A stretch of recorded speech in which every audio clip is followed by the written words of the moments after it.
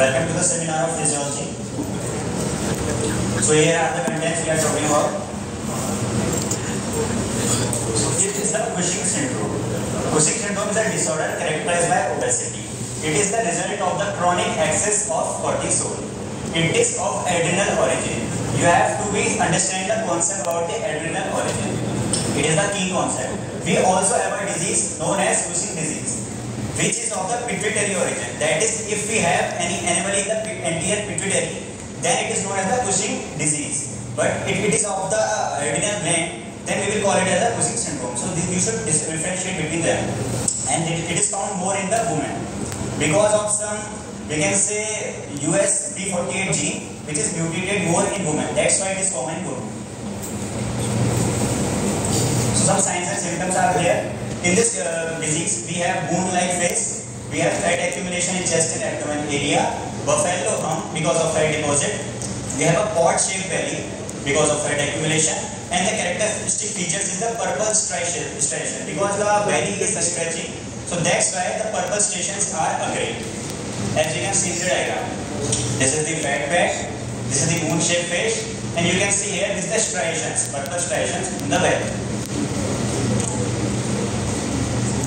And hirsutism, the overgrowth of beard in the axilla region, in any region of the body, it is the hirsutism. The heavy growth of body and facial areas.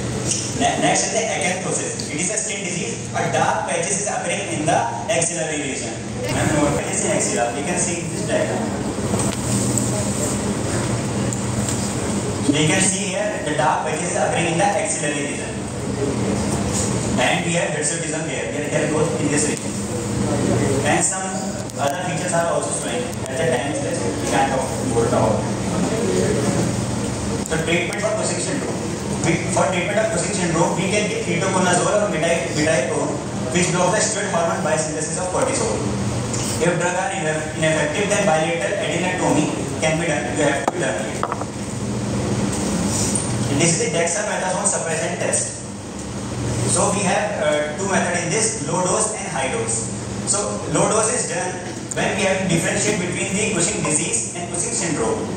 If we do low dose, it will able to suppress the cortisol ACTH receptors, which can suppress the levels of cortisol from the pituitary, but they are not able to suppress the autonomous production of cortisol from the adrenal glands. So that's why if the level are increasing even after giving the small dose of dexamethasone, then we can find that it is Cushing syndrome because of adrenal condition. After that, we will have a high dose of dexamethasone. If even after giving dexamethasone in high levels, the cortisol levels are rising after that also, then we can say that it is ectopic because the cortisol is rising because of ectopic reason. That is, ACTH is producing in any other part of the body, not in the pituitary and not even in the adrenal gland.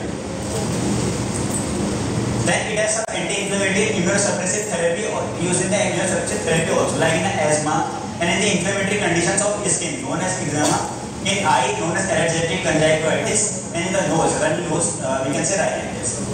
Then it is also used in the condition of autoimmune inflammatory components. It is the main use of the corticosteroids, like rheumatoid arthritis, Crohn's disease, which is the inflammation of the lining of the gastrointestinal tract. Then we have ulcerative colitis. It is also used in the allergic reactions and the prevention of graft reaction. Mostly prednisone are used.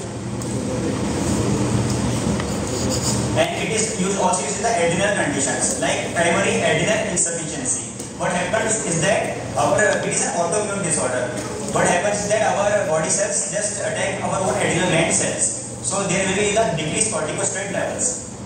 And then we have congenital adrenal hyperplasia, which is a genetic defect, in which the defect in enzyme producing cortisol affects. So we can give a short-acting glucocorticoids in this disease. But acute adrenal insufficiency.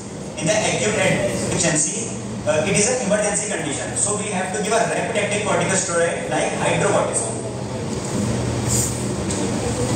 This is the reference.